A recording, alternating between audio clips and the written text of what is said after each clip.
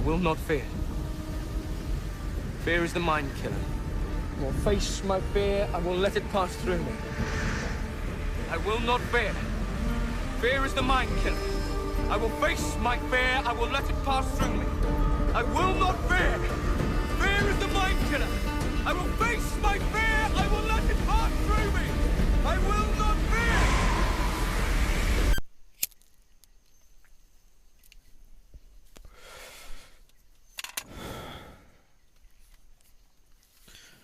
Fear's a funny thing. There are a lot of kinds of fear. There's that, oh shit, I'm gonna die fear.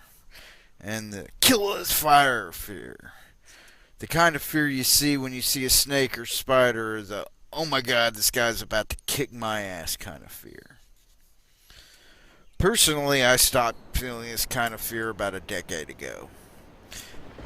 I mean, no disrespect to veterans when I say, just like a combat vet, once you've been exposed to absolute terror for extended periods of time for way too long, well, you've heard of the fight, flight, or freeze instinct, right?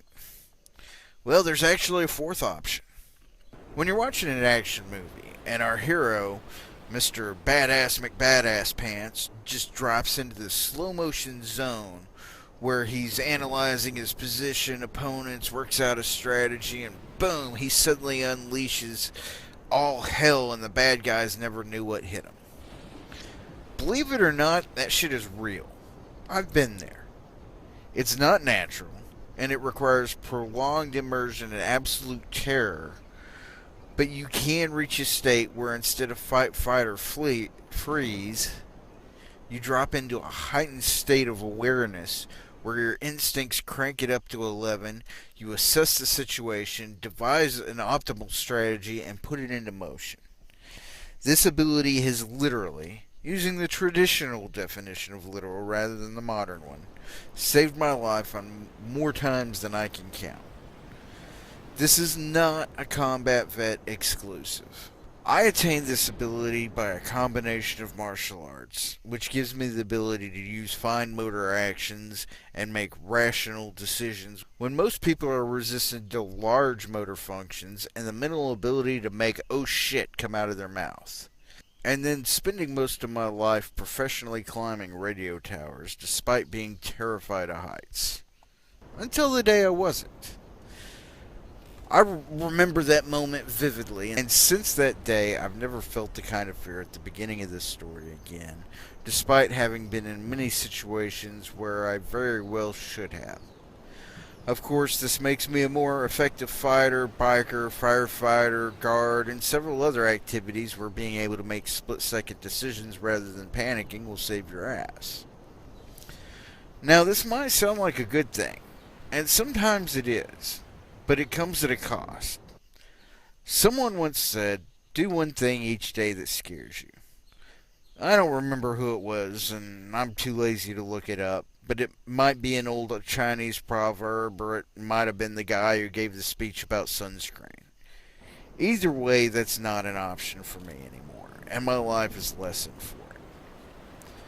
But that's only one kind of fear.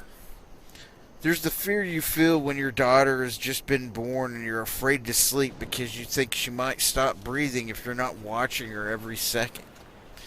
The fear you feel when your daughter gets old enough to notice boys and starts running around with her friends and obfuscating her actions and communications. Or that fear when she's doing just that and not answering your phone when you call. The fear when your child pulls out of the driveway rolling solo for the first time. The fear when your friends said they'd be there 2 hours ago and aren't answering your calls. And the even deeper fear that grips you when not they, but one of their family members pulls up with a grim expression and you already know that your friend will never be on time again. There's the fear you feel when you look over a ledge and take a moment to consider how long the fall would take and how much pain you would experience during the inevitable impact. The combination of fear and respect when you're having to work right next to live wires that will fry the hell out of you if you so much as sweat on them, or when you have to climb through a cloud of red wasps knowing exactly how allergic you are to them. Then there's the long-reaching fears, like, what kind of world will your kids have to suffer through as adults? If civilization falls for whatever reason, will you be able to protect and or provide for your family? And how well have you prepared them for that? The fear of how they will be raised if you get your ticket punched before they're ready to be out on their own. And then we have the more insidious kinds of fear. I mentioned earlier that I no longer feel the first kind of fear, or the panic reflex as I like to call it. An unexpected side effect of that, however, was learning exactly what anxiety is. I had always just thought that anxiety was just a light form of fear, like when you get anxious while watching a situation unfold that you know could be dangerous, or stepping up on a stage in front of hundreds of people that you don't know. It's pretty well known about me that I hate being wrong. I work hard to know what I'm talking about to reduce the possibility of being wrong.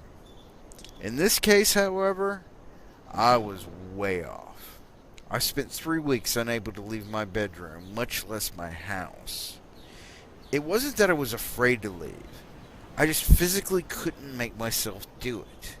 It was so extreme that if I forced myself to try and leave, I would actually become physically ill, which led to a whole gambit of gastrointestinal problems.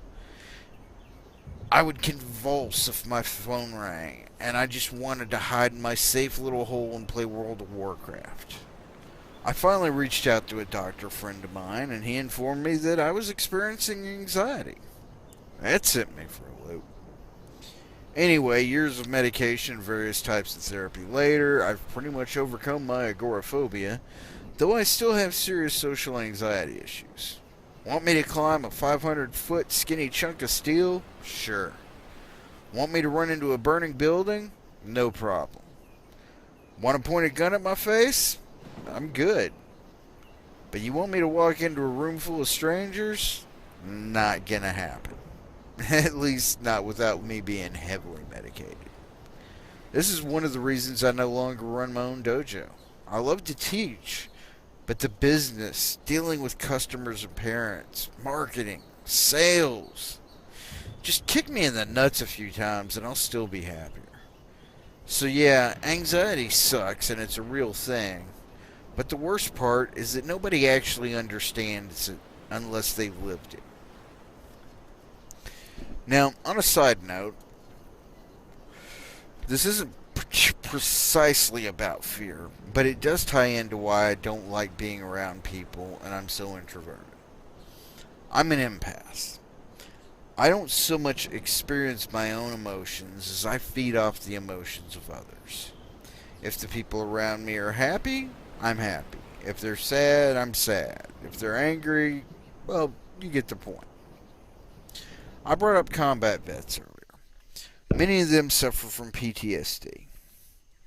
I actually thought I might have a little bit of PTSD at some point, but it turns out that PTSD has this vicious little brother called vicarious traumatization. You've heard the term living vicariously? It basically means that you're enjoying what someone else is doing despite the fact that you aren't or can't do it yourself. Vicarious traumatization works the same way, only with pain. You experience the trauma of others despite the fact that you didn't actually experience the trauma yourself. Like when someone tells you the story of how their best friend died in their arms. You weren't there. That didn't happen to you. But simply hearing the story and witnessing the pain of the person telling the story will make you feel a portion of their pain. Being an empath, I'm exceptionally susceptible to this. And the fact that I'm very active in an organization that helps traumatized kids kind of puts me in the fast lane. One of the important differences between PTSD and VT is that PTSD hits in spikes, while VT just builds and builds and builds. Imagine if every person you meet that has had something bad happen to them hands you a handful of lead weights, and you throw them in your backpack. Some only give you a couple of weights, but others give you a double handful. And when you experience first-hand trauma, like the loss of a close friend, family member, or even a beloved pet, you throw an entire lead bar into that backpack. And you can never put it down or unload it. It just gets heavier and heavier until you just aren't strong enough to hold it up anymore. And then something inside of you breaks. Which leads to the true mind killer. When fear and terror and trauma have had their way with you for so long that your ability to cope simply collapses, then you fall into the true death trap. You just can't handle it anymore, so you don't. You give up. You can't move. You can't care. You can't do anything but drown in the sea of guilt and sorrow, most of it not even your own, and that you've picked up and carried with you. You're out of rope, and the bottom of the pit is nowhere in sight. First you try to forget with drugs and alcohol. You spend your nights trying to sleep and your days trying to wake up. Then you reach that point where the drugs and alcohol remind you of what you're drowning in rather than distracting you from it. Then you start to think about things like driving off a bridge. And finally you find yourself alone in a dark room with your gun in your hand, searching for the one single excuse to keep breathing. Hopefully you find it. I did.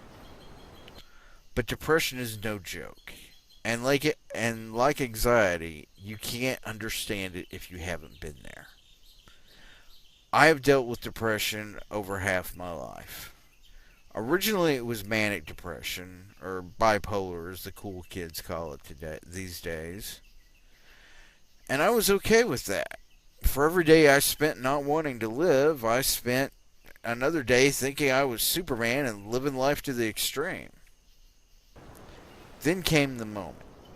That moment I mentioned earlier, when I stopped feeling the panic reflex. Since then, I've been a lot more depressive than manic.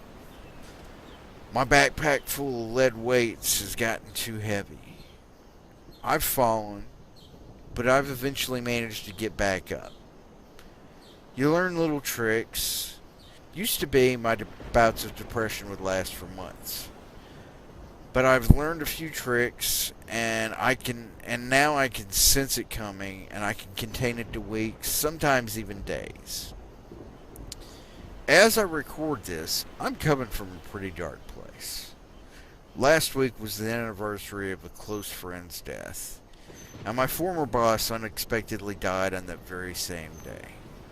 Now, there was some bad blood between us, but I didn't want him dead, and now I've added a few more weights to my backpack because he tried to reach out to me a few weeks ago and I blew him off. A chain reaction of unfortunate events unfolded over the last couple of weeks that makes me question how my karma got so fucked up. I wiped out my bike. I lost my firefighting gear out of the back of my truck. The battery on my truck went belly up. Even today, my fire pager goes off and I can't find the keys to my truck. I still haven't found the keys to my truck. Now, to be fair, everything damaged on my bike is reasonably repairable, and it's still rideable. Not to mention that whole lack of panic reflex allowed me to tumble safely from the bike with only a banged up elbow. My firefighting gear was recovered within 24 hours. $100 that I couldn't afford put a new battery in my truck.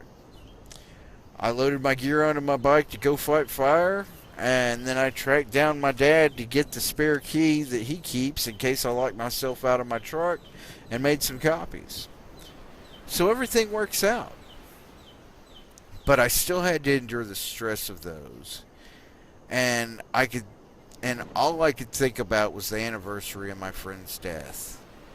Even though each situation was promptly solved, the trauma still added up. The solutions did not remove the traumas. They just kept them from further increasing. Then I pull an all-nighter working with my best friend, and my already fucked up sleep schedule was even more fucked. I get a little nap. I wake up with the first migraine I've had in months. And while medication and some time dealt with the pain and nausea, I still had the shakes and was incapable of carrying the load that was weighing down my soul. And I had things to do and meetings to attend. One of those meetings held the potential for a confrontation with someone I've called a friend, but had deeply disrespected me. I had already decided I was going to be pissed if he was at the meeting, and we could settle it face to face, or I was going to be even more pissed off if he didn't show. I'm an extremely non-confrontational person, so the level of aggression I was feeling should give you a hint of how disrespected I felt. Now, it may seem like I'm chasing rabbits with this story, but it has a point. I took all that pain, all that rage, all that guilt, all that sorrow, all that depression, all that anger, and I wrapped myself in it like a suit of armor. I'm not a therapist, and I'm pretty sure most would tell you that that's not a healthy way of coping, but that's what works for me. I was able to make it to my meeting, and through it without incident. I was able to face and deal with other matters in a reasonable and professional manner, all while wrapped in this cloak of seething anger and pain. I forged all that lead from my backpack into a suit, and I wore it like a pimp. I balled up all that pain, and I used it for fuel to do what I had to do. Now, if you're still listening to this, and you know exactly what I'm talking about, maybe my way will help. Maybe not. But the sad truth I've learned is that you can't survive it alone. One of my greatest weaknesses is pride. It's an act of Congress for me to actually admit I might need help. But if you suffer from anxiety or depression, you do need help. Probably the most tragic of all of this is the person you love most. The person you turn to for everything may not understand. And if they don't, they can't help you. In fact, they usually make it worse by trying to help you. So go out, find someone who understands. See a therapist or a shrink. But whatever you do, don't give up. And if you see someone you love going through this but don't understand it, please, please, please do not try to fix them. Find someone who does understand it, because they're the only ones who have a chance of breaking through. I know this is a bit darker than my usual fare, but I hope you enjoyed, or at the very least learned something from this video. Please like, subscribe, and tell your therapist about me. As always, you can find me on Facebook and Twitter as The Kong Abides, and my comment section, while rarely used, is always open. And of course, as always, don't forget to abide. Except when you shouldn't.